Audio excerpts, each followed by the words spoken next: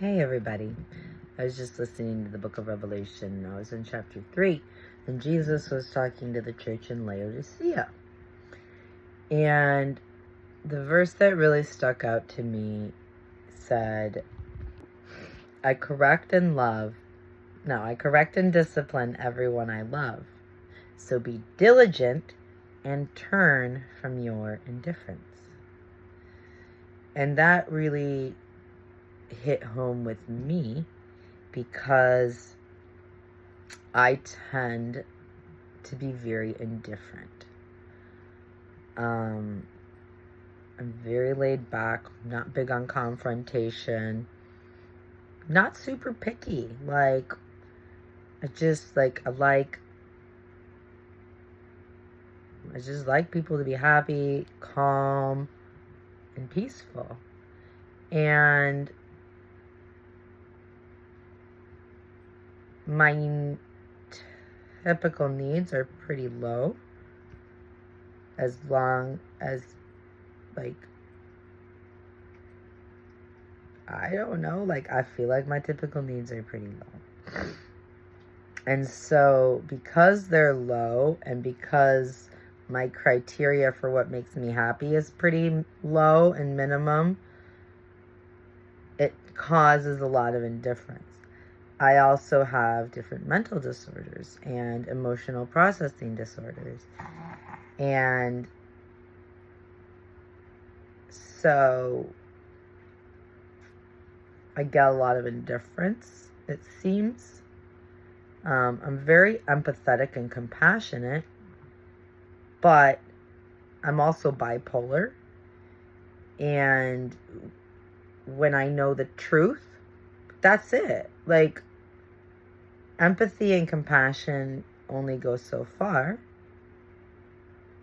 and they don't extend to malice and evil. So part of what I've had to learn on my journey with the Lord is to not be indifferent towards myself, to not let other people hurt me just because they don't know any better. And just like I wouldn't take a really expensive China tea set and let a 1-year-old play with it. It's not that the 1-year-old would mean to break it or hurt me or, but the 1-year-old doesn't have the knowledge, the understanding, the physical capability, the mental, emotional, they just aren't able to safely handle that object. And so the same way I would take care of something that has been delicately and carefully crafted and I know can be broken easily, I'm not saying that thing is fragile in a bad way. I'm saying it's delicate and precious and we need to be gentle with it. And I've realized a lot of people don't treat people gently or kindly or carefully. They don't care. And so it's my job to care for myself and for others, and to be able to have the wisdom and discernment and vision to see who is acting appropriately and who is not, who is willing to listen and learn behavior and who is not. Just like there are rebellious children where you can tell them, don't do that, don't touch that, and you can explain to them and you can talk to them and they will still do what they want. There are adults with the same rebellious heart who refuse to take accountability or responsibility for their actions or their words or all sorts of things. And because of their indifference, they run around like a bull in a china shop, hurting the people they love. Not because they mean to. A bull doesn't mean to break all the stuff in a china shop. A bull just doesn't have the skills and ability to be in that environment without breaking something. It's not anything bad about the bull or anything bad about the china shop. It's that they aren't a good match. their levels aren't even. The yoke is uneven. And that's when Jesus tells us to not be yoked with an unbeliever. This is one of the things I talked to my friend Sheena about, and I asked her, what is a close friend? With these people that are behaving this way and treating others with such disregard that they don't even want to listen or change or accept any responsibility for their behavior, like, how do we love them in a Christian way? Can we be friends with them? What does that mean? Like, when we know that someone is acting outside of biblical principles, like, how do we actually engage with that person? And it comes down to whether you can rely on and trust them. And if they are living in a pattern of behavior that is not equal to where you are, don't be unequally yoked. Don't lean on them. Don't rely on them when you know they don't have the skills. They don't have the ability. They don't have the experience to be able to properly handle, help, support you. And when you take the bowl out of the china shop, you're not disciplining the bowl. You're putting the bowl in a better environment.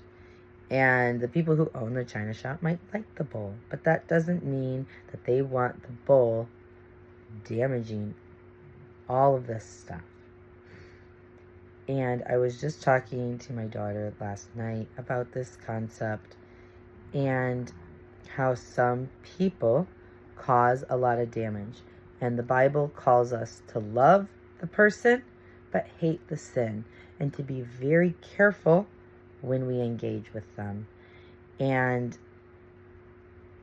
so it's our job sometimes to set firm boundaries, but we have to know the truth. We have to be able to see what's going on and to lovingly set these boundaries, not out of anger, not out of resentment or bitterness, but out of love and patience. And we were talking about how you present these boundaries with, hey, the way, like, this isn't okay. And when you're ready to do A, B, C, X, Y, Z, we can continue growing our friendship and relationship. But while your behavior is still hurtful and you aren't willing to acknowledge it, apologize, or problem solve, we can't safely be in the same environment, because it's not fair to the precious china and it's not fair to the bowl. And so it's our job as the more aware to hold those firm boundaries with gentleness and love. And the Bible teaches us not to treat these people like enemies, but to love them like brothers and sisters. And that means we will always be there for them, 70 times 7. We aren't going to let them, we aren't going to just bring the bowl in so that we can forgive them. But we will, when the person is ready and has grown, and that's where it's our job to pray for them and to encourage them and to love them. When they are ready, they can come back. They have grown, changed, understanding. The Lord works moral miracles. Excuse me. And so don't give up on the people you love. Give them to the Lord. Don't keep trying to control them. Don't keep trying to hold on to them. Let them go into the loving hands of God. Pray for them, communicate with them, let them know how you feel. Your support, your consistent words is what will, your consistent words and actions mixed together. Don't just be lip service. Don't just keep giving them warnings and warnings and warnings and never actually do the boundary. The Bible tells us in Ecclesiastes, I think it was in Ecclesiastes, that when sin isn't punished quickly, people think it's okay to behave that way. And then they will do it more and more, and they'll hold you responsible. Well, you let me do it, so I thought it was okay. So don't let them do it. Don't let them break you. You don't have to prove you're strong. You don't have to prove that you can glue yourself together. Life isn't about proving things to malicious people. Life is about proving yourself to the Lord. And the Lord calls you to step up and to lovingly, firmly tell them the truth.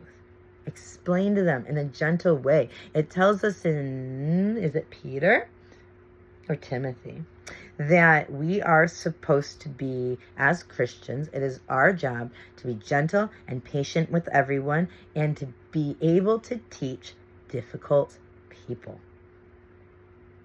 You can't teach anyone if you're yelling at them. So, it's our job to be aware and to be like, whoa, I'm being triggered. I'm not going to be helpful for myself or them in this situation. So, we've already discussed this. We already talked about boundaries. We already talked about triggers. This is what we talked about right here in real life. I like to call it in real life because a lot of times you discuss these things like outside of when it's actually happening.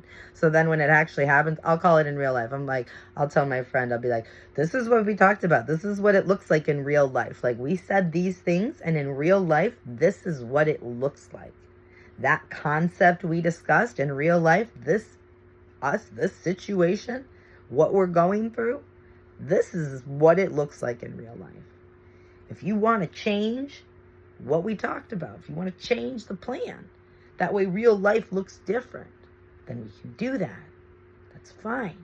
But you asked why this behavior is happening. It's because of what we talked about, and that's what it looks like in real life. And a lot of people don't know what discipline looks like in real life because so many people are kind and forgiving without being loving to themselves and to the other person. It's not loving to let your friends abuse you. That's not loving to yourself, and it's not loving to them. That will cause them to not have friends, not have relationships, or at least not healthy ones. And it'll cause you to not have a healthy relationship with yourself. You'll lose respect for yourself. You'll lose respect for them. So don't do it. God's opinion is the one that matters. God's favor is the one we're supposed to seek. It's His approval we are supposed to be working for. So don't forget, stay focused, stay firm, stay strong, stay gentle, stay loving, stay kind. I love you guys. He loves you more. Have a great day.